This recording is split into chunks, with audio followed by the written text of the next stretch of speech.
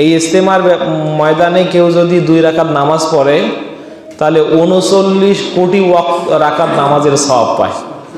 লুৎফুর রহমান ফরাইজি নাম নিয়ে বলছি, কথাটা ভালোভাবে ধরবেন। আল্লাহর দুনিয়ায় কোনো ময়দান না, স্বয়ং কাবাতে 39 কোটি রাকাত নামাজের সওয়াব পায় কোনো মানুষ 2 রাকাত সালাত আদায় করলে।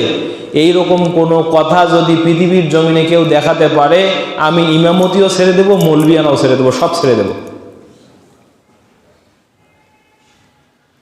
জীবনে জাতির সামনে দাঁড়াবো না।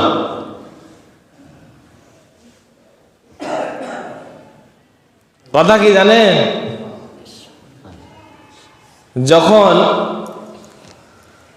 আমি বুঝবো যে এইটা দিয়ে আমাকে কড়ি খাইতে হবে, আমার পেটটা চালাতে হবে, তখন আমি আমার বিষয়টাকে পৃথিবীর সবচেয়ে ভালো বলে সাব্যস্ত করব।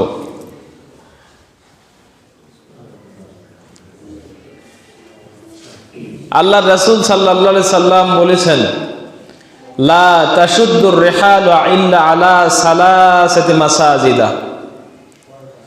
3 মসজিদ ছাড়া অন্য কোনো মসজিদে সওয়াবের উদ্দেশ্যে ভ্রমণ করা জায়েজ নাই, জায়েজ নাই, জায়েজ নাই। এমনি ভ্রমণ করতে পারেন, কিন্তু সওয়াবের উদ্দেশ্যে যাইতে পারবেন না। যদি কেউ মনে করেন মুহাজিরপাড়া মসজিদে 1 রাকাত সালাত আদায় করলে, রংপুর সেন্ট্রাল রোডের বড় মসজিদে 1 রাকাত বা 2 রাকাত সালাত আদায় করলে যা সওয়াব হয়, মুহাজিরপাড়া মসজিদে 1 রাকাত বা 2 রাকাত সালাত আদায় করলে তার চেয়ে বেশি সওয়াব হয়। বুঝতে হবে আপনার ওই ইমানের ভিতরে গলতি আছে।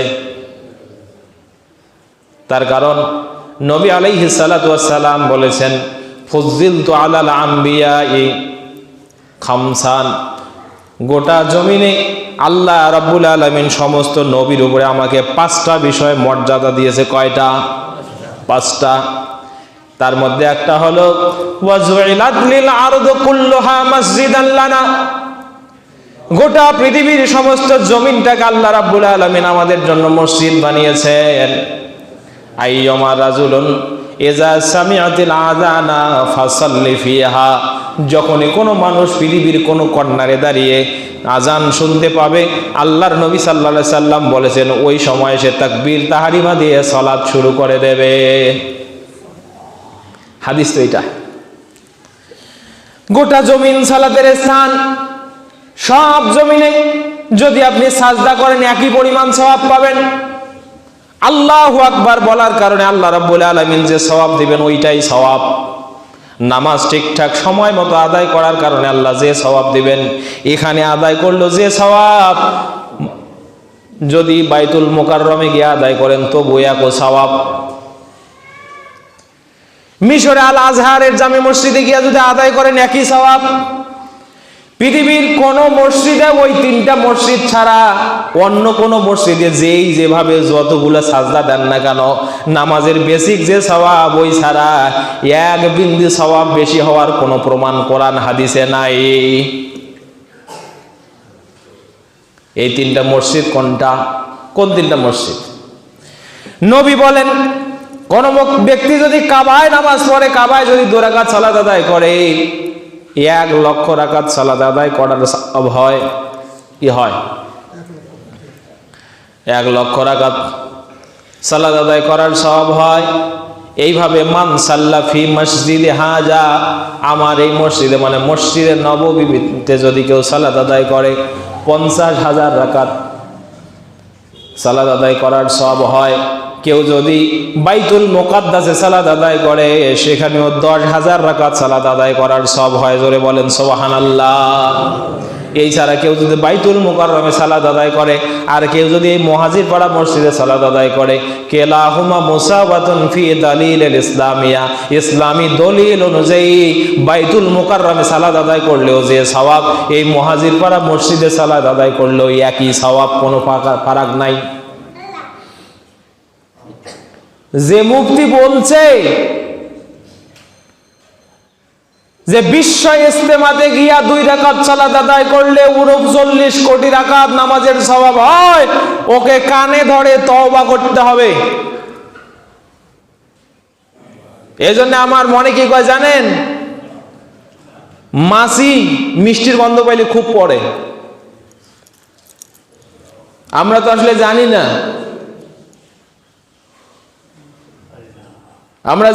তাই মনে করছি অনেক মানুষের জমায়েত ওখানে হবে, আজ ওখানে যাই, 39 কোটি রাকাত নামাজের সওয়াব হবে। হায় সুবহানাল্লাহ, তো পড়ি না কেন? জীবনে 39 কোটি রাকাত নামাজ পড়তে পারি কিনা, 39,000 রাকাত নামাজ পড়তে পারি কিনা। এজন্যে শর্ট রাস্তা দিয়ে কিভাবে জান্নাতে যাওয়া যায়, আমরা ওইটা খুঁজতে খুব ব্যাকুল। ও মুসলমান, জেনে রাখবেন, আমার কথা বলছি না, সহিহ ইবনে হিব্বানের সহিহ হাদিস, হযরত আব্দুল্লাহ বিন মাসউদ রাদিয়াল্লাহু তাআলা আনহু বলছেন, হযরত হুযায়ফা ইবনুল ইয়ামান আস-সাহাবী রাদিয়াল্লাহু তাআলা আনহু বলছেন,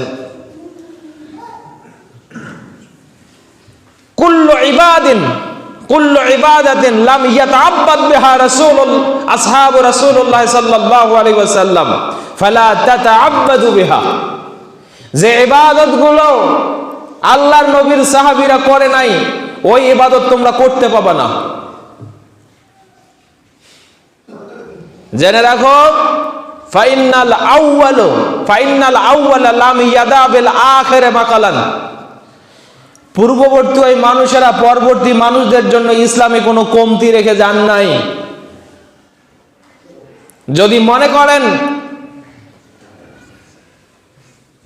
মুহাম্মদ সাল্লাল্লাহু আলাইহি সাল্লামের ইসলাম ছাড়া ইসলামে আরো কিছু নতুন সৌন্দর্য ঢুকিয়ে দেওয়া যায়, স্বয়ং ইমাম মালিক রাহিমাহুল্লাহ বলেছেন, মান ইবতাদা বিদআতান, কেউ যদি বেদাত আবিষ্কার করে, ওয়া রাহা হাসানান, এবং সেটাকে যদি ইসলামে উত্তম পদ্ধতি মনে করে, ফাকাদ জাআমা আন্না মুহাম্মদ সাল্লাল্লাহু আলাইহি সাল্লাম খানার রিসালাতা, সেজন্য এইটা মনে করলো যে মুহাম্মদ সাল্লাল্লাহু আলাইহি সাল্লাম নবুয়তের পরিপূর্ণ দায়িত্ব পালনে ব্যর্থ হয়েছেন।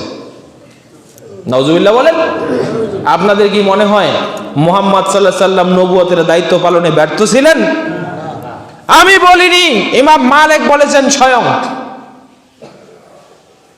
কেউ যদি ইসলামে নতুন একটা পদ্ধতি আবিষ্কার করে আর যদি মনে করে এটা ইসলামের সৌন্দর্য বাড়ায়, ফাকাদ রাহা হাসানা, সে যদি মনে করে এটা ইসলামের উত্তম পদ্ধতি, ফাকাদ জাআমা আন্না মুহাম্মাদান সাল্লাল্লাহু আলাইহি ওয়াসাল্লাম খানার রিসালাতা, সে যেন মনেই করলো মুহাম্মদ সাল্লাল্লাহু আলাইহি ওয়াসাল্লাম নবুয়ত দায়িত্ব পালনে ব্যর্থ ছিলেন।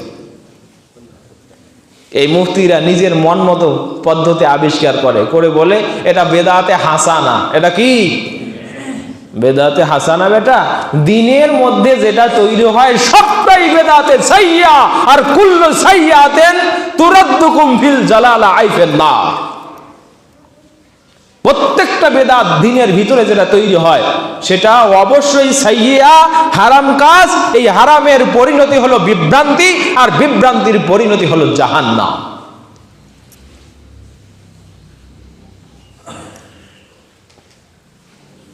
হুযায়ফা ইবনুল ইয়ামান আস-সাহাবী বলছেন, ফাইনাল আউয়ালু লাম ইয়াদা লিল আখির মাকালান, মনে রাখবা তোমাদের জন্য পূর্ববর্তী মানুষেরা, মানে আল্লাহর নবীর সাহাবীরা পরবর্তী মানুষদের জন্য ইসলামের কোনো সৌন্দর্য বাকি রেখে যাননি, সবটাই ওরা ইসলামে ঢুকিয়ে দিয়ে গেছেন। আল্লাহর নবীর জামানায় কোথায় বিশ্ব ইজতেমা ছিল?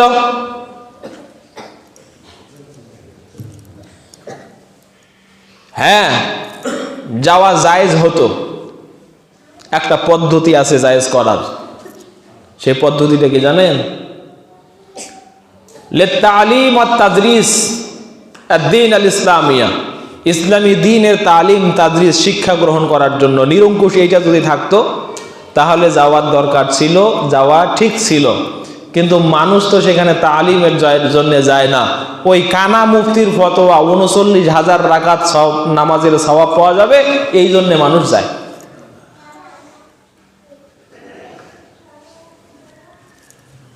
মনে রাখবেন, উদ্দেশ্যের কারণে কোনো বৈধ কাজ এ সওয়াব পাওয়া যায়, আবার উদ্দেশ্যগত ভিন্নতার কারণে একই বৈধ কাজ পাপে পরিণত হয়। কথা বুঝতে পেরেছেন? উদ্দেশ্যের কারণে একটা কাজ বৈধ কাজ, আপনার উদ্দেশ্যটাও যদি বৈধ হয়, রাসূলের সুন্নাহ মতো হয়, তাহলে ওই কাজটা করে আপনি সওয়াব পাবেন।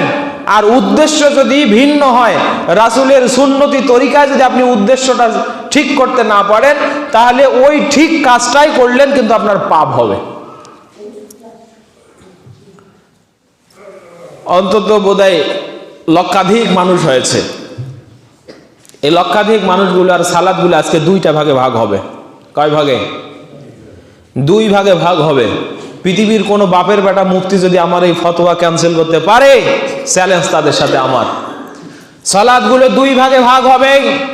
যে মানুষেরা শুধুমাত্র এই নিয়ত করে গেছে যে ওখানে আলেম ওলামারা আসবে, আমরা তাদের মুখ থেকে শরীয়তি কথা শুনবো, উপস্থিত সালাতের সময় হবে তাই সালাতে আদায় করব, তাহলে বুঝতে হবে 2 রাকাত নামাজ আদায় করলে তাদের সওয়াব হবে।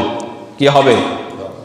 কিন্তু কোন মানুষ যদি এটা ভেবে যায় যে ওখানে কি শিখবো না শিখবো বড় কথা নয়, ওখানে গেলে লুৎফুর রহমান ফরাইজি বলছে 39,000 রাকাত নামাজের সওয়াব পাবো, তাই আজকে যাব, 39,000 রাকাত নামাজের সওয়াব আমরা আমাদের আমলনামায় লিখে নেব।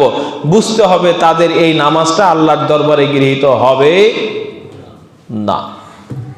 কেন হবে না? কেন হবে না? আল্লাহর নবী বাউন্ড করে দিয়েছেন, কোন মসজিদে সওয়াবের উদ্দেশ্যে যাওয়া জায়েজ নাই। ওইটা যদি নামাজের জায়গায় মনে করেন তাহলে ওটা মসজিদ। আর আল্লাহর নবীর কথা হলো 3 মসজিদে সওয়াবের উদ্দেশ্যে যাওয়া যায়, গেলেই এক্সট্রা সওয়াব পাবা। মসজিদে কাবা, মসজিদে নববী আর বাইতুল মুকাদ্দাস। মসজিদে মুকাদ্দাস এই 3 মসজিদ ছাড়া অন্য কোন মসজিদে যেখানে যেভাবে সাজদা করো না কেন, সাজদার বিনিময়ে সওয়াব হবে, কিন্তু অতিরিক্ত কোনো সওয়াব প্রাপ্তি আপনি পাবেন না। উদ্দেশ্যগত ভিন্নতা, এই কারণে অনেক মানুষের সালাদগুলো আল্লাহর দরবারে গৃহীত হবে না।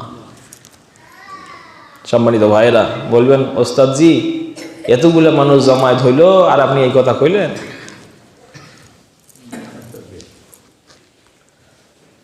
বললাম তো। সম্মানিত হাজিরিন, এজন্য বলছি, আমরাও তো ইজতেমা করি। আহলুল হাদিসদের ইজতেমা হয় না? হয়।